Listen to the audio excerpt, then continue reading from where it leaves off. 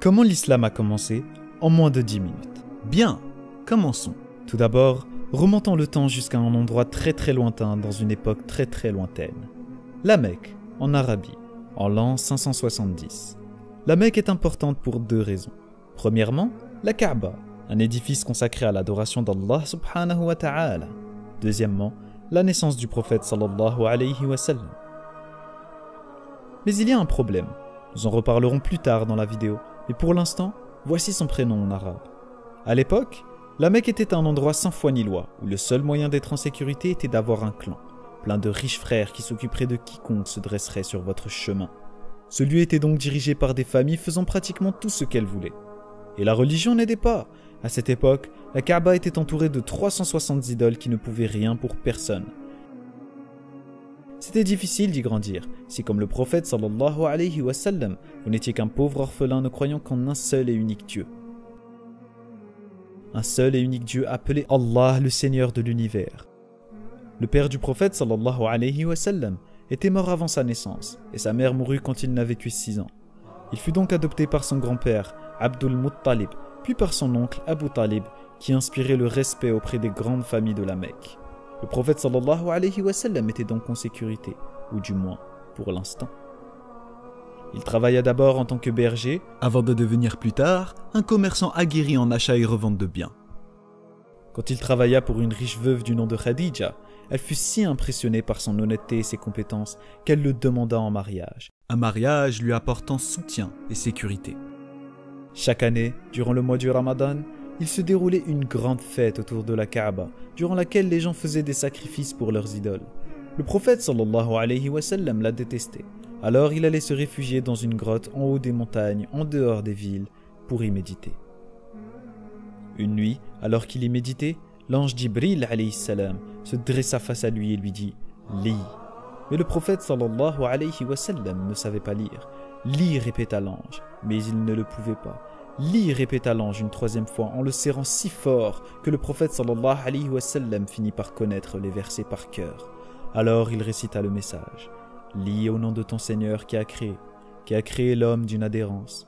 Lis ton Seigneur est le très noble, qui a enseigné par la plume, enseigné à l'homme ce qu'il ne savait pas. » C'était un message d'Allah subhanahu wa ta'ala. Dieu lui parlait exactement comme il parlait au prophète qui l'avait précédé, ce qui faisait de lui un prophète, alayhum salam wa ajma'in. Le message fut transmis durant la suite de la vie du prophète sallallahu alayhi wa sallam. Dieu lui transmettait les versets et il les récitait. Ces paroles étaient écrites par ses compagnons et des années plus tard, elles furent entièrement rassemblées afin de devenir un livre, le Saint-Coran. Quoi qu'il en soit, ce fut des années plus tard, alors revenons à notre fameuse nuit. Le prophète sallallahu alayhi wa sallam commença d'abord par exhorter sa famille, ses amis, puis à tout le monde qu'il n'existe qu'un seul Dieu et que tout le monde doit être traité avec justice. Une fois, le message ne passa pas pour l'une des familles de la Mecque, qui aimait faire ce qu'elle voulait, car voyez-vous, Islam veut dire obéissance à Allah, et Muslim, celui qui obéit à Allah. Mais ces familles aimaient dicter leurs propres règles. Alors les musulmans traversèrent de durs moments à tel point que certains furent torturés ou même tués. Certains réussirent à s'échapper en Abyssinie, en Éthiopie, mais la plupart d'entre eux étaient prisonniers à la Mecque.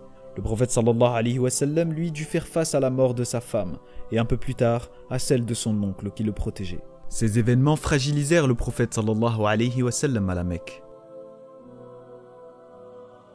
Se sentant mal, il alla prier Allah à la Kaaba une nuit.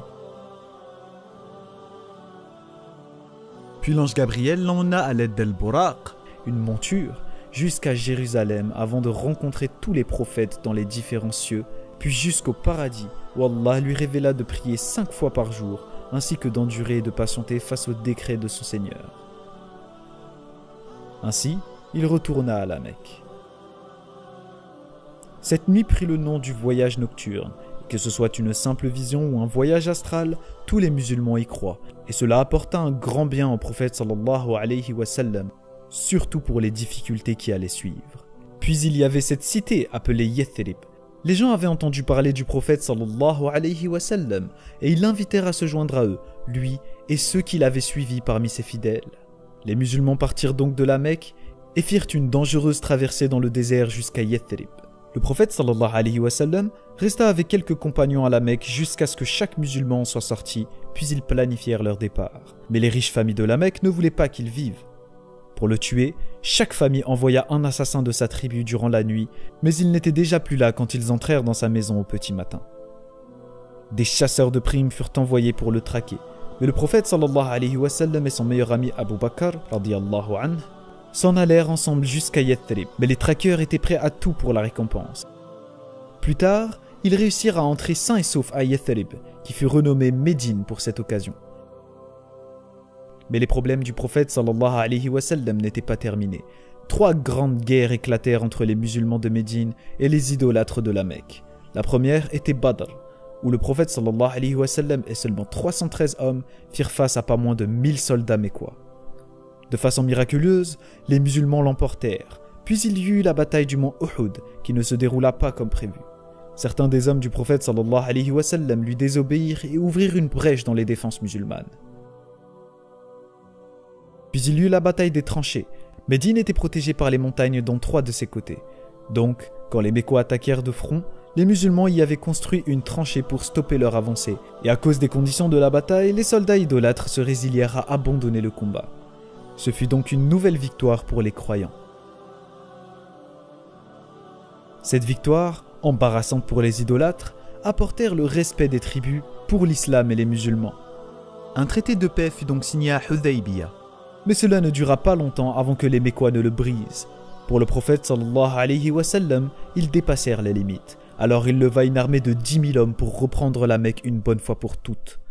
Les grandes familles se rendirent compte de l'énorme erreur qu'ils venaient de commettre, et tout ce qu'ils pouvaient faire, c'était se rendre et espérer que les musulmans les achèvent rapidement.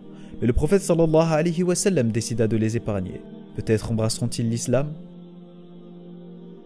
Il se rendit à la Mecque et fit 7 fois le tour de la Kaaba avant de détruire toutes les idoles qui l'entouraient, la nettoyant ainsi des traces de l'ignorance et du mal.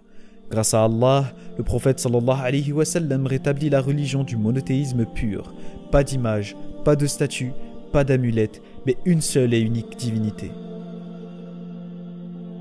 Allah, le Seigneur de l'univers, le Créateur qui n'a pas été créé, celui qui n'a besoin de personne, mais dont tout le monde a besoin, celui qui est au-dessus de tout et que personne n'égalisera jamais, Dieu, le tout miséricordieux, le très miséricordieux.